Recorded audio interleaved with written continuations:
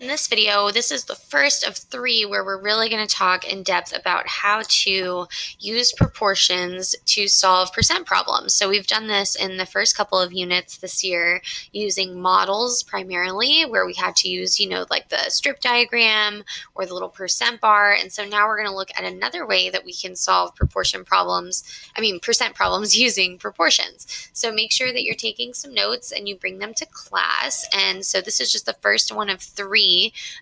But you only have to watch this one tonight for your homework. And then here are our vocabulary words once again. So I have ratio, unit, proportion, equivalent, and percent. We're just throwing this one back. So remember, percent is just part of a whole. And I just want to point out again, remember the percent part. If you break up that word, it really just means for every 100. So we always know when we compare our parts of a whole to a percent, the percent is always out of 100. So that is important to know. First, we're going to just remember when we have proportions with percents, there are really 3 steps. The first thing you need to do in the problem is identify which number is the part, which number is the whole, and which number the percent is in the problem. So most likely you're going to get 2 of those things and you're going to have to solve for the other one. So in this video, we're mostly talking about how we find the part given the whole and the percent. So then after that, you would set up the proportion following this template. So this basically is how you're going to set up every single proportion problem with the percent. So oftentimes the part is referred to in the problem when it's writing. It'll say like, what is 12% of 80? And so if it says what is, that means what part is 12% of the whole 80. So we can set it up in this way. The part to whole on the left side of the proportion, and then the percent compared to 100 on the right side. 100 is always here, and you can probably figure out it's because we're comparing it to the percent, and the whole of a percent is always 100. So this is really, really important to know, this little template setup of solving proportions with percent problems. After that, you just solve the proportion pretty much like normal, how we have always been doing it. So here are just a couple of examples just to show you how to set up the problem. So if it says, what is, I'm going to try to color code it here, 15% of 60, okay? So if I am looking, this right here is the part. I don't know what the part is. I need to figure it out. Here obviously is the percent because it has the percent symbol. And then of is the whole. So of 60 means it's my total. So I'm going to set up my proportion here. And I'm going to always put 100 underneath the percentage because that is always my whole for a percent. So I'm going to go ahead and put my percent first. So 15 over 100, that's the percent side of the proportion. And then I'm trying to figure out what is 15% of 60. So 60 goes here. So we have part to whole, okay? So in this situation right now, I can't really multiply 60 by anything to get 100 in order to figure out my little multiplicative pattern here. So what we've talked about before is what we can do is we can simplify this guy down and hopefully use an equivalent ratio that has some type of multiplicative factor with 60. So if we simplified 1500ths down, if I divided by 5, I would get 3/20ths really is a simplified version of 1500ths. So let's use 3/20ths instead. So I'm going to just quickly rewrite without color coding it, but you guys can see it probably. So I'm going to keep this one the same, and instead I'm going to replace 1500ths with 3/20ths because that will be easy to multiply with. So if I'm going this way, 20 times 3 is 60. So 3 times 3 should be 9. So 9 is 15% of 60. Okay, so let's look at this one. Here's another one. And these are all just finding the parts, so they'll be very similar. So it says, what is 25% of 80? Okay, and these are just very straightforward. When you have word problems, which we'll see an example of that in a minute, you're going to have to maybe do a little bit more to figure out and think about what is the part versus the whole. But these are just very straightforward, just to help you practice kind of getting the hang of it. So I'm going to try to figure out my part. And I know my whole is 80 because this is my of 80. So 80 will go right here. And then my percent is 25% out of 100. So, oops. So again, when I look at this one, well, 80 times no whole number is really going to give me 100. So I want to simplify this first. Hopefully you are familiar with the fact that 25% is equivalent to 1/4. Okay, we've used that. That's a benchmark percent that we've been using quite a bit this year. So let's rewrite, instead of using 25 hundredths, let's use 1/4. So I'm just going to do it in black here so that it's faster. Okay, so now that I have this set up, it is easier to see, well, if I'm going from 4 to 80, I can multiply by 20. So 1 times 20 is just 20. So 20 is 25% of 80.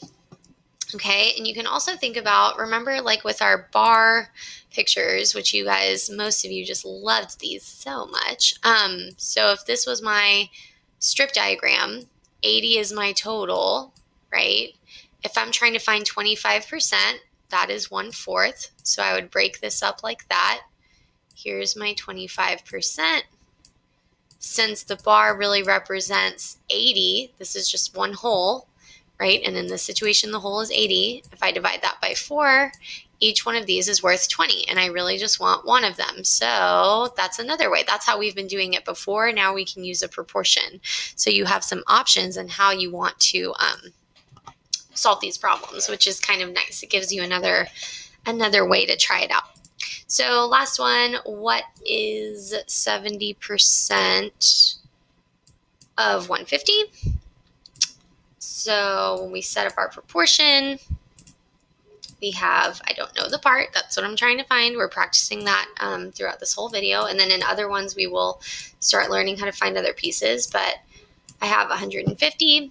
And then I want to know what is 70% of that. So, and 100, remember, always goes under the percent. So that's going to be pretty standard. Okay, so again, I would probably want to simplify this down because right now it's not working. Sometimes it will. Sometimes you won't have to simplify every single time. But in these examples that I selected, you are going to have to simplify it. So if I simplify this, I can just simplify it by 10. And so that would end up giving me 7/10 when you simplify 70 hundredths by 10. And so if I rewrite this, I'm just going to keep it in black actually, just so it's a little bit faster.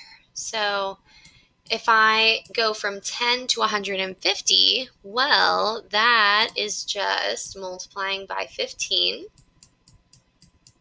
So 7 times 15, I would have to actually figure out.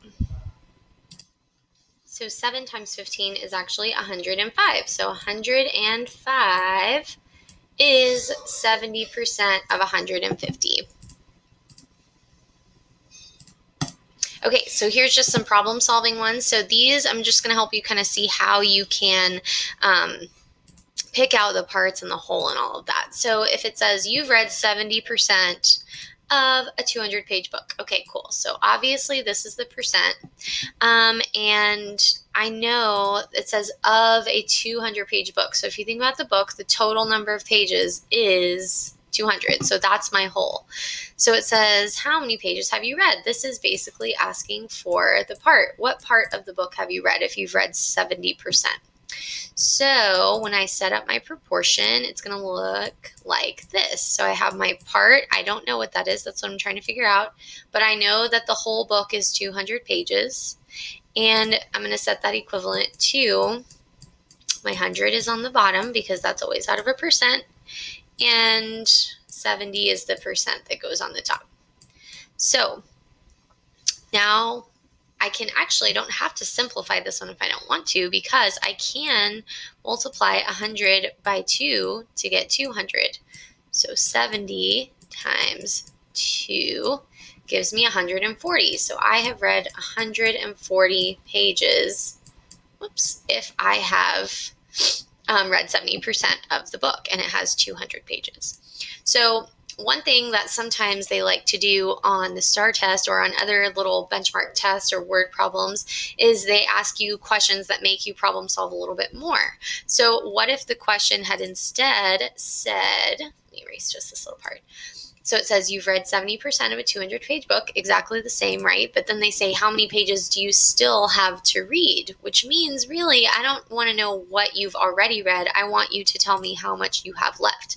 So you would have to take this one step further, and you would have to subtract the 140 from the 200. So we've seen some questions like this actually in units 1, 2, and 3 on our tests, where they're asking you different percentages of things, and then they're asking you to take it a step further and find something else. So when you subtract this, you just end up getting 60. So you have 60 pages left.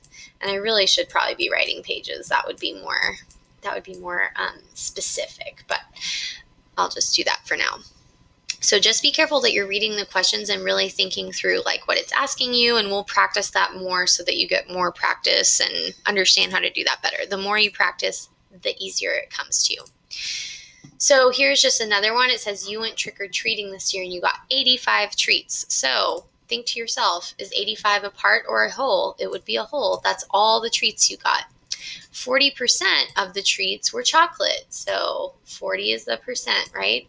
I want to know how many chocolate candies did you get? Meaning, what is the little part of your total 85 that was chocolate? So I would set it up like this, part to whole. 85 is my whole chocolate. And then that's equivalent to 40% out of 100. So this is one where I do need to simplify a little bit, because this is not going to make me be able to multiply anything easily. So when I simplify 40 hundredths, I actually want to simplify by 20, because if I simplify by 10, I get 4 tenths, and that doesn't really help me yet. So if I simplify by 20, I would end up getting 2. 40 divided by 20 is 2. 100 divided by 20 is 5. So 2/5. So if I do the part to whole, that's a question mark, and I set that instead equal to an equivalent ratio, which is 2/5, then I can go from 5 to 85 very easily. So I can say, oh, okay, well, to go from 5 to 85, let's see, what is that? 17, I believe. So 2 times 17 would be 34. So 34 chocolate candies. CC, chocolate candy. Okay, like the first one that we saw, well, what if I said how many treats are not chocolate candies? So sometimes, again, they want you to do this, but then they want you to take it a step further. So if 85 was my total and 34 are chocolate that I found, then I just subtract it, and that's whatever is left over that's not chocolate. So this would be 51 candies are not chocolate. So now I have just one for you to try it on your own. So this is a very popular question that we've seen a couple of times on tests or practice. And this is actually one that is very relevant to you, because lots of times you guys want to know, like, what grade do I need to get to have a B in the class or whatever. So I want you guys to try this one on your own, and we will check it in class together. Okay, so if you need to pause it right now to write it down and work it out, feel free to do that. Here's your little recap. Just make sure that you understand the proportion setup when you're working with percents, and also know how do you find a part given the whole and percent, which is pretty much what we did this entire video. So if you need to go back and rewatch any examples, then feel free to do that. Make sure you bring your math journal with your notes and any questions you have to class next time.